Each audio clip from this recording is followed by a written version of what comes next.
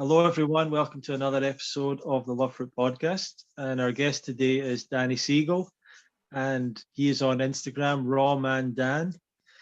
You may remember that I interviewed Danny's wife, Casey Siegel, last year, I think, and she had a great story about her journey towards a raw vegan lifestyle. And I wanted to catch up with Danny and find out more about him. And also, I've been looking at your Instagram, Danny, and you've got a lot of it's raw.man.dan, and you've got these particular recipes or pictures, and I started to see the same thing over and over. So I had to look, and you call it Siegel's Sweets. Is that right? Eagle Sweets, yeah. Yeah, I was checking that out. So anyway, in introduction to yourself, Danny, is there anything else you want to say? No, you did pretty well. I'm a physical therapist right now, transitioning to doing more personal coaching, helping people transition their life. But other than that, you did pretty well. Excellent. So let's go back to the start, because I also saw an Instagram picture of you with sort of the foods that you used to eat. You had a big pile of sort of different junk foods in front of you, I think would be fair to say. Yes. Different cartons of junk food, and so I'm guessing you weren't brought up like on a vegan or raw vegan sort of lifestyle. Growing up on the American sad standard diet, eating a lot of, I ate probably like 4 to 5 eggs a day for breakfast, didn't drink that much water. I didn't really look at nutrition at all. I didn't care about what I ate, just ate to, just live. But I've gone through a lot of changes the past 5 years now.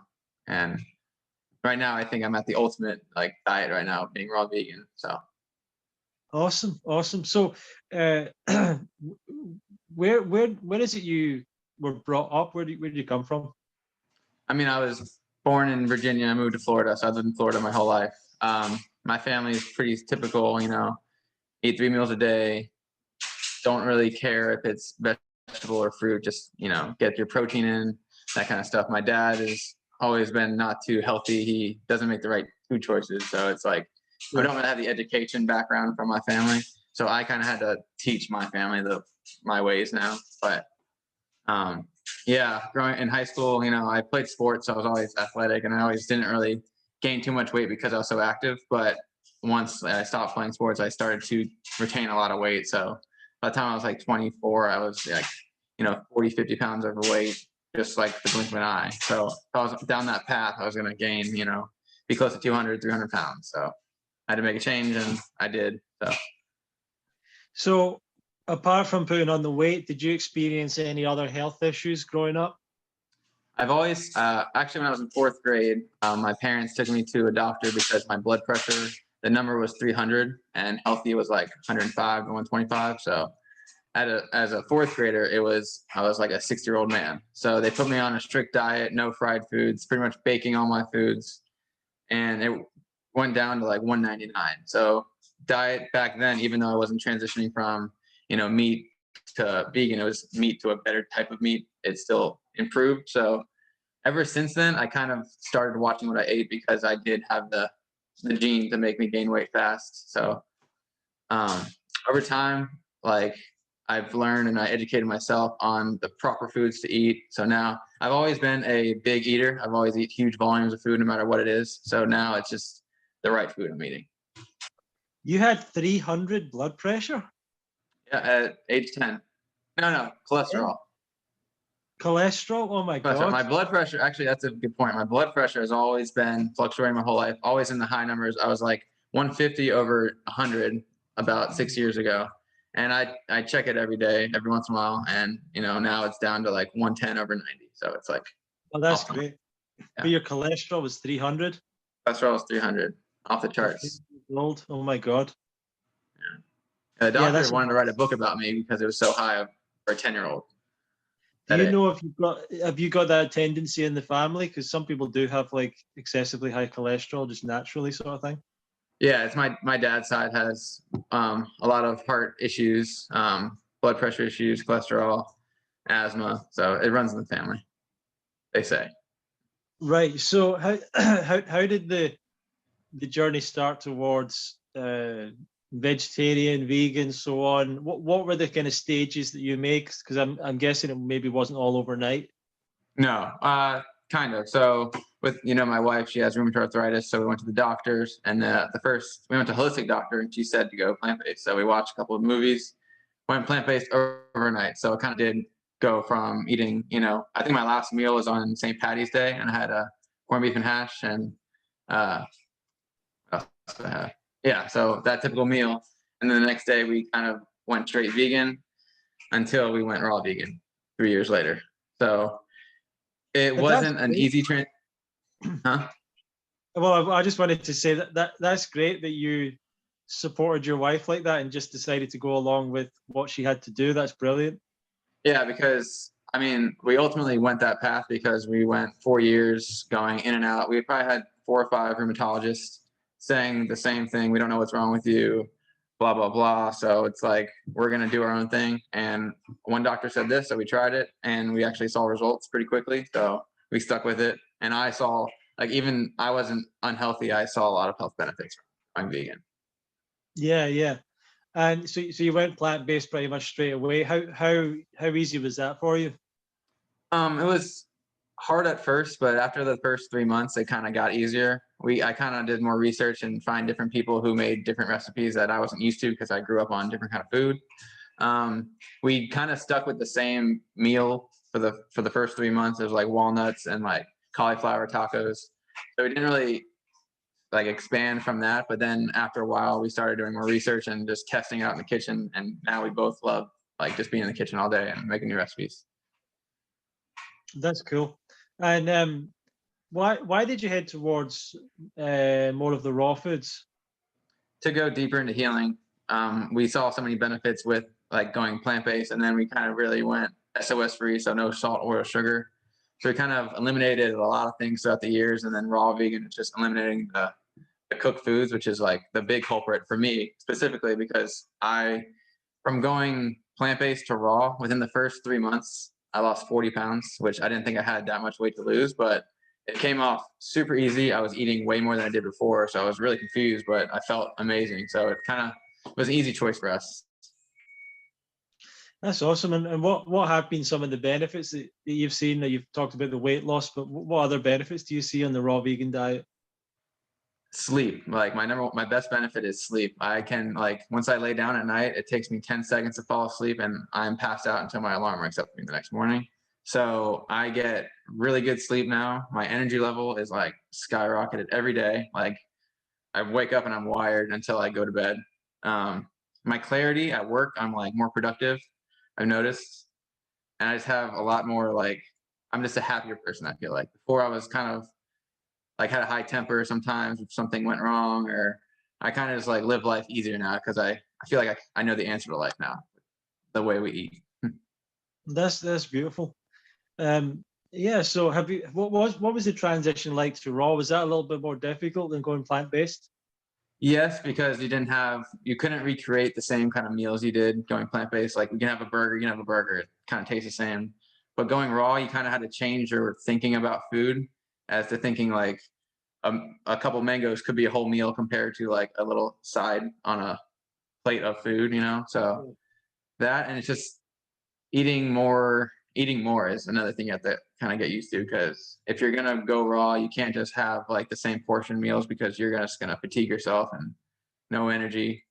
Other than that, yeah, just changing the way you kind of have to unlearn the whole system. Like, I mean, I'm a physical therapist in a nursing home, and the system really isn't working because they're giving people the wrong foods 3 times a day, not letting them go outside, getting the sun on their face, all that kind of stuff. So what I've learned the past, 3 or 4 years is like, you kind of have to unlearn things and kind of live your life the way you kind of want to live your life, not having someone else tell you the right way to live. Sure. Yeah. So you transitioned to more raw vegan diet. Who were the was there any particular system you followed, or any books you were reading, videos, any particular influencers or whatever that kind of inspired you or helped you in your path? Yeah, we ran into somehow, I think on YouTube, Dr. Robert Morse, and kind of went down that rabbit hole and got into like John Rose. And lately I've been, he's not raw vegan, but a lot of medical like advances, medical medium. We kind of follow a lot of his protocols. But other than that, we kind of just listen to our bodies. Like we have all the information, like eat fruits and vegetables and like kind of food combine the way you want to. And if one day your body doesn't agree with it, we kind of learn and don't do that again. And that's kind of the way we live now. Like, oh, we can have, a high fatty meal once, but it's going to make us feel like crap the next couple of days. So, kind of just limit those types of meals. That's what we kind of. What would be your typical day be like? A typical day. So we have celery juice to start our day, and then I have a half a gallon of a fruit juice, so either watermelon or pineapple juice. And then I have a gallon of a smoothie. So I have a half a gallon of a tropical smoothie and a half a gallon of the medical medium detox smoothie. So a lot of liquids. And then I try to mono meal either watermelon, mango, whatever I have on hand. And then we have a big veggie meal at the end of the night. And we pretty much stick with that the past like 6 months. And I like crave that tropical smoothie. I crave my detox smoothie because it's just my taste buds have changed and I just like feel so good eating that kind of way. That's awesome. That's awesome. Do you guys do any kind of supplementation, anything like that? And what's your thoughts on that? Yes, we take B12. That's the only supplement that I take. Casey, since she's on a different regimen for her arthritis, a lot of information, like I said, was from medical medium. So she takes, zinc, a couple different like cat's claw and different other like root supplements, I guess. But I mean, if your body's lacking something, then I think that it's advised to take something to, Yeah. supplement what you're missing. In the area that you're living, I think you said Florida, is it? Yeah. Have you got any kind of community around you or other people that are doing this, or have you been able to connect with others? Yes, we actually have a pretty big community now. We're actually going to a potluck next weekend for Thanksgiving, so Friendsgiving at a raw vegan restaurant. So we have 20 people coming all around, our little area. But we do have a core. We try like once a month to get a raw vegan potluck going, either our house or their place. So we have a core of 10 people around here. So it's nice. And what area is that in Florida, if maybe some people would like to join? Yeah, we live in Clearwater, but the people come from St. Pete, Sarasota. They come from all around the Gulf side of Florida. But I've heard there's a bunch down south too.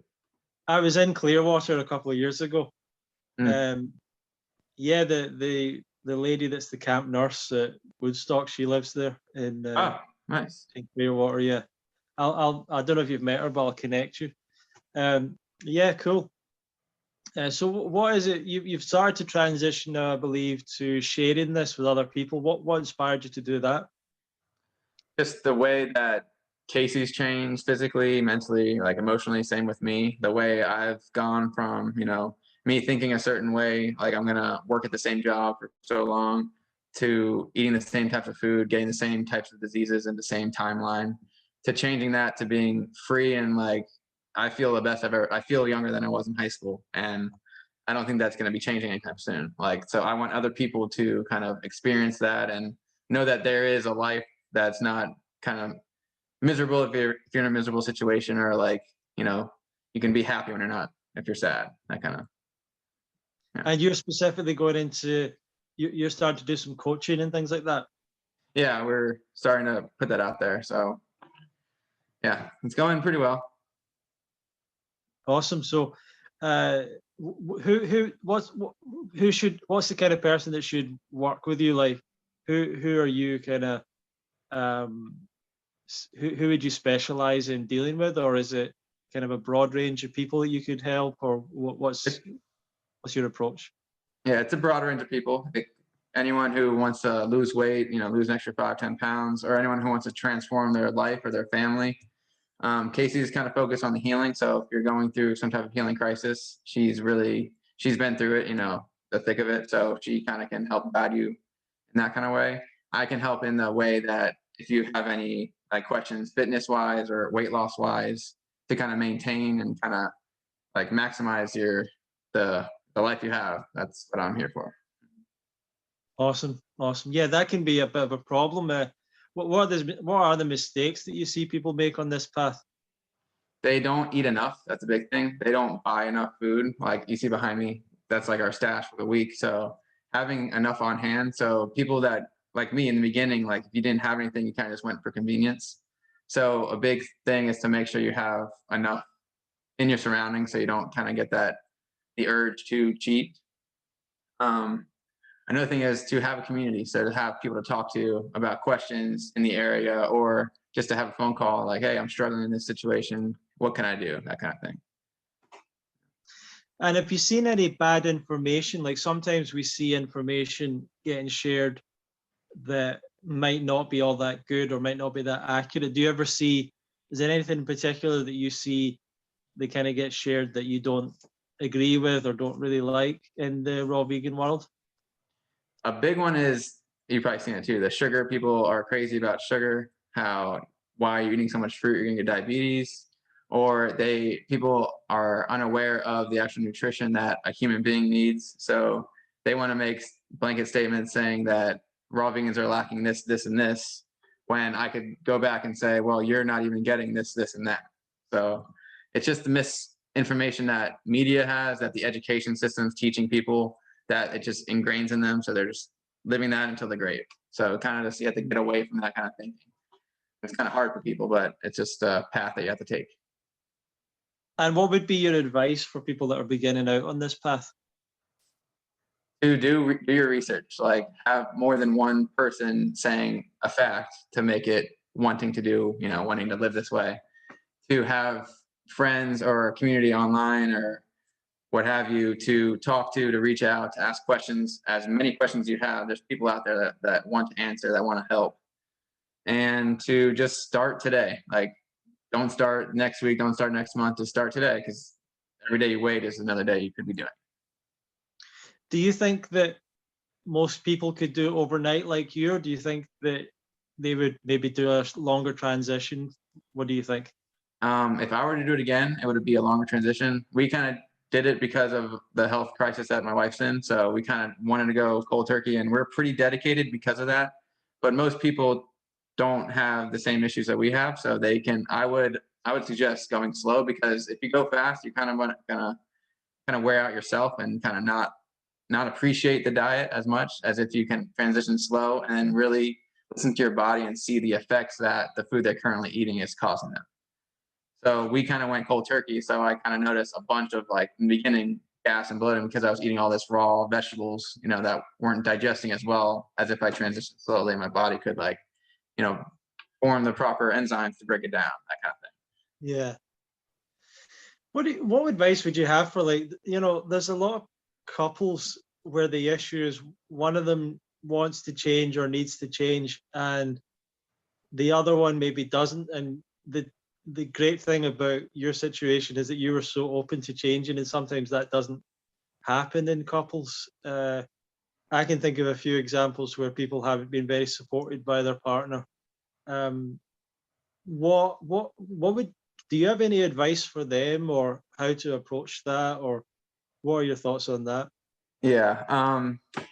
I guess I am different than most people, where I was going to be eating, hot dogs until the day I died, but I changed overnight. And the thing is, I don't think that the other spouse should force it on them. It should be their decision to go plant-based or to change their life in whatever way.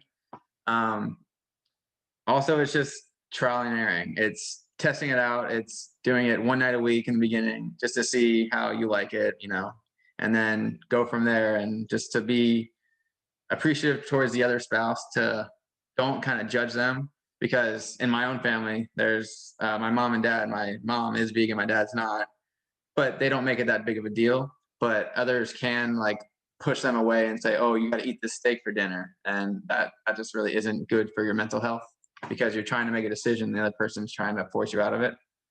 So it is hard. It's just another thing, is got to find those people that you can talk to, like another couple that is, plant-based together, and how they did it, how they overcame different obstacles. Yeah, that's awesome. Outside of the diet, what are some of the things that you find essential for a healthy lifestyle? I would say exercise, like movement, getting outside. Because if you kind of have this lifestyle but don't move your body, you're kind of just holding everything up tight. You're not releasing all that energy that you need to be. Another thing that I've noticed in the past year is getting outside, like getting sunlight. I think that's the number one reason why I sleep so well, is because I have so much energy and the sun is helping me utilize all the nutrition I'm taking in. So sunlight, exercising, just meditating and just thinking about like gratitude about your life, not just taking your life for granted. Oh, I'm just another guy on earth, just taking advantage of, I get to live on this earth, and like appreciate the small things. And just being an overall like nicer person. Like if you're eating the way you're eating, healthy, and being an asshole to everyone, then you're just kind of not doing anything for your mental health and doing for your own like life. But if you're just go into life more appreciative and more like nice, then you'll get nice things back to you, and then life will just become easier. Maybe I don't know if I'm right or wrong about this. I got the impression that I'm not sure if you guys have a religious life as well. I'm not sure if that's the case. And if that is the case, do you think that some of the practices involved in religion are quite health promoting as well, if that makes sense? Yeah. I don't go too into it, but I mean, I was born and raised Catholic. Over the past, since going raw, I've noticed things that the church isn't really focusing on, which it could be. Like if it preaches about, helping others, and the biggest thing, ending animal cruelty, like and ending billions of animals being born to just be slaughtered for food, that should be kind of preached to kind of go against. But um, other than that, if the way, I mean, I don't know how to get into religion without being like political about it, but just I don't know, like live your life the way you would want to live. Like, I mean, I was born Catholic, so I kind of live my life the way Christ lives on earth. So instead of like, going to church every single week or so many times a year, I kind of like try to be Christ in my world. So like I donate to charity. If I see a homeless guy on the side of the street, I'll give him $1. Like every time I want to make sure that, everyone is happy and everyone is taken care of. Yeah, I was looking up something recently about some of the practices, like things like people singing together that people do in church, and like you were talking about, like thinking about the things you're grateful for, which is can be part of some religions and things like that, and even prayer and meditation, as you were talking about, that these things are all quite health promoting as well, and good for people and have a good impact. So I'm getting more curious about that. Well, Danny, what do you feel is like next for you? What's your dreams going forward, and what are your plans? Well, our overall dream is to be like financially independent. We want to travel the world pretty much. We kind of want to go to different locations and kind of travel there for a while, and then within 10 years find a destination that suits us. We're thinking about going to South America somewhere, or coast like the Costa Rica or Ecuador, somewhere coastal, and just traveling and kind of just waking up and being somewhere in the world that we love, instead of just waking up and going to a job. That's beautiful. Yeah. I can't wait till that day happens. How can people reach out to you and find out more about you? We're on Instagram. I'm at raw.man.dan. We're developing a YouTube page now, so that's going to be available soon. We have a new coaching program and different options that people can choose from. Other than that, I'm hoping we have more to offer, more courses, more coaching, recipes, that kind of thing. Yeah. And what are the Siegel sweets? We didn't really go into that. Well, it's just our little company we have here. We make cinnamon rolls. We have 4 different flavors now, but we sell all throughout America. I wish we can sell it to different parts of the world, but right now we can't. But we started in February and we haven't slowed down since. It's pretty crazy how the community behind us is like amazing, because we get people all from Alaska to Hawaii, everywhere. That's amazing. Brilliant. Yeah. You're selling these to Alaska, Hawaii, and all these places? And a lot of repeat customers love it. Yeah, it's crazy. That's fantastic. That's brilliant. So thanks for joining me, Danny. Any last words of advice or encouragement to the audience? Yeah, if you're just interested in about joining this lifestyle, just kind of don't think and just do it. Just go for it and just learn along the way. You'll learn things about yourself that you didn't know before. You'll change in things, the ways you didn't think you would change. Just be yourself, and don't kind of listen to the outside voice talking. Just do you.